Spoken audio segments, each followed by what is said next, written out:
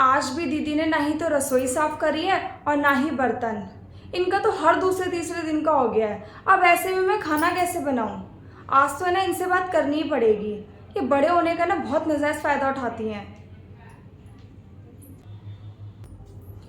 दीदी, आपने रसोई अभी तक साफ नहीं करी, सारे बर्तन यूं ही पड़े हुए हैं।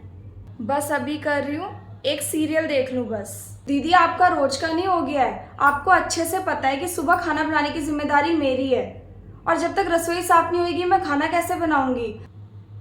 अरे टाइम तो देख लो, कम से कम कितना टाइम हो रहा है। फिर मम्मी जी आएंगी, वो मुझे बोलेंगी कि अभी तक खाना नहीं बना है। अरे सुबह के नाश्ते के बर्तन होते हैं, आप वो इतना टाइम लगा देते हो कि पूरा दिन हो जाता है, साफ नहीं होते वो।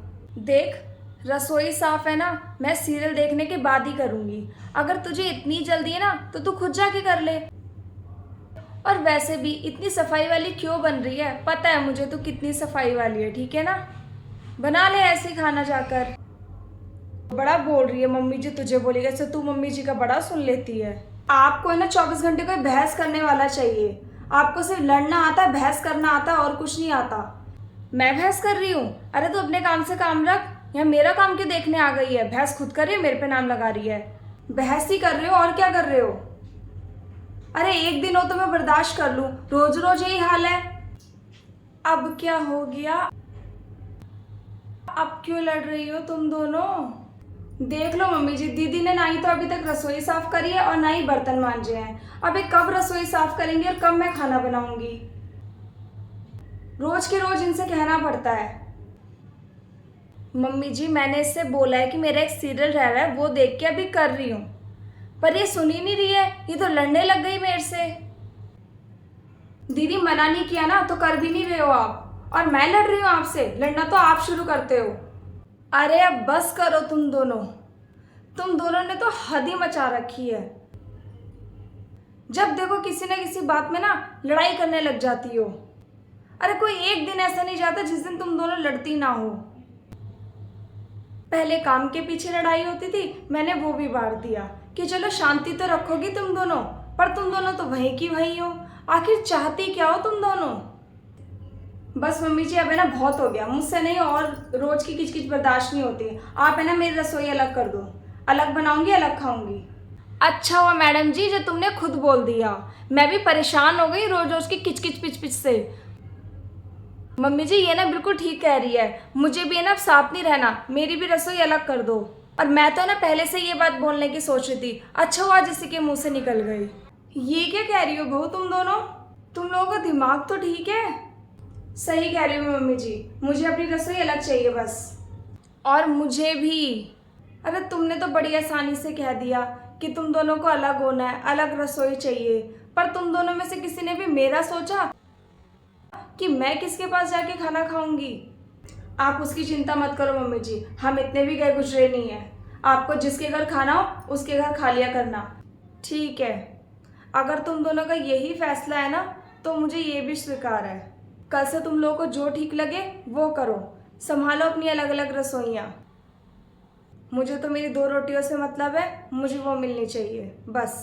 पर यह है कि मैं तुम दोनों के आगे हाथ जोड़ती हूँ कि अब इस घर की शांति बनाए रखना, अब मत लड़ना। पता नहीं क्या होगा। मम्मी जी लो खाना। कुछ दिन तक सब कुछ ठीक चलता है, फिर अचानक एक दिन। आज तो दोपहर हो गई है, 1 बज गया है। ना ही तो छोटी बहू खाना लाई है और ना ही बड़ी बहू। जाके पूछ ही लेती हूँ कि क्या बात है। अब तो भूख सी भी बहुत ज़्यादा लग रही है।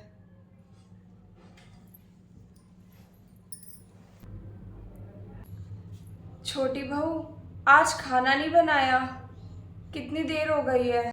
मम्मी जी, मैंने तो आज खाना नहीं बनाया, वो ना रात की सब्जी रखी थी तो वही हमने खा ली।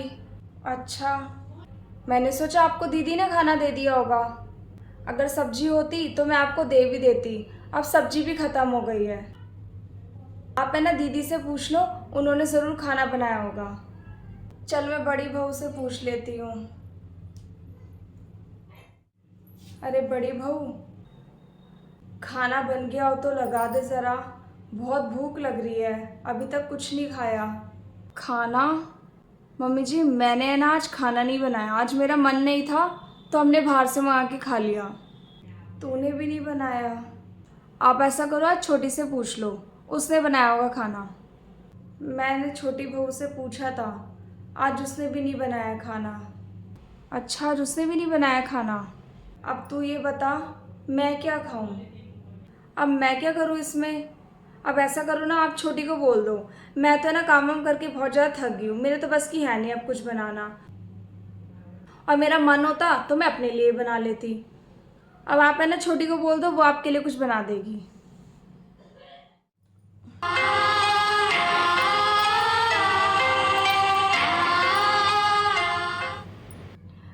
मैं जानती थी एक दिन ना ये ज़रूर आएगा कि दोनों में से एक भी बहू खाना नहीं देने वाली।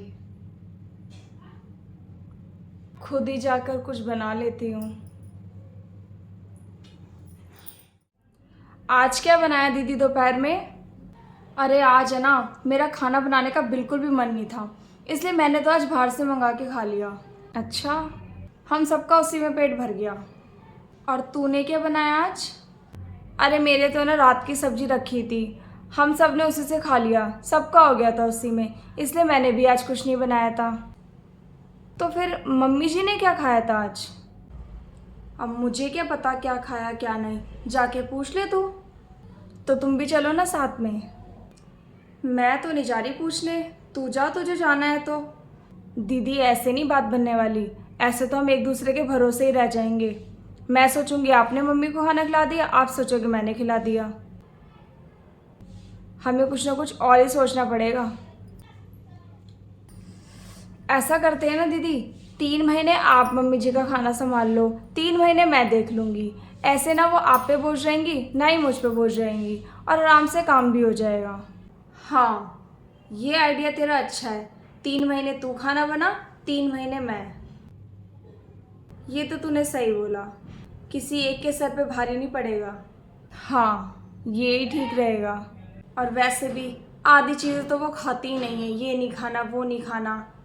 अब ये तो है 3 महीने देखना, 3 महीने में आराम से अपना मर्जी का करेंगे। अब से हम यही करेंगे, पहले 3 महीने मैं देख लेती हूँ, उसके बाद तू देख लियो, ठीक है ना? ये मम्मी जी कहाँ चली गई? पूरा घर ढूंढ लिया, कहीं भी नहीं दिखाई दे रही। ये क्या रखा है? ये तो मम्मी जी की हैंडराइटिंग है। बच्चों, मैं कोई सामान नहीं हूँ जिसे 3 महीने तुम रख लो, 3 महीने मैंने अपनी पूरी ज़िंदगी इस घर को दे दी। तुम्हारे पापा के जाने के बाद मैंने यही सोचा कि मैं अकेली नहीं हूँ, मेरे बेटा बहू है मेरे साथ। दीदी, दीदी, मम्मी जी है ना घर छोड़ के चली गई। क्या? हाँ, शायद उन्होंने कल हमारी बातें सुन ली। ये देखो मम्मी जी ये लिख के गई हैं। मैं अपनी बाकी बची हुई ज़िंदगी तुम लोगों के साथ खुशी खुशी बिताना चाहती थी, पर मुझे नहीं पता था कि मैं तुम लोगों के ऊपर बोझ हूँ। अब मैं और तुम लोगों का बोझ नहीं बढ़ाना चाहती, इसलिए इस घर को तुम लोगों पर सौंप कर मैं यहाँ से हमेशा हमेशा के लिए जा रही हूँ। और भगवान से मैं यही प्रार्थना करती हूँ कि जैसा मेरे साथ हुआ है वैसा तुम लोगों के साथ कभी ना हो। और हाँ, मैंने एक बहुत बड़ी गलती करी कि तुम लोगों के आते ही घर का बंटवारा नहीं किया, पर तुम लोग ऐसी गलती कभी मत करना। अपने बच्चों की शादी होने के बाद बंटवारा कर देना, क्योंकि एक माँ को अपने बच्चों के साथ रहने के लिए सपने देखने का कोई अधिकार नहीं है। और मुझे ढूंढने की बिल्कुल कोशिश मत करना, क्योंकि मैं बहुत दूर जा चुकी होंगी। खुश रहना मेरे बच्चों, खुश रहना।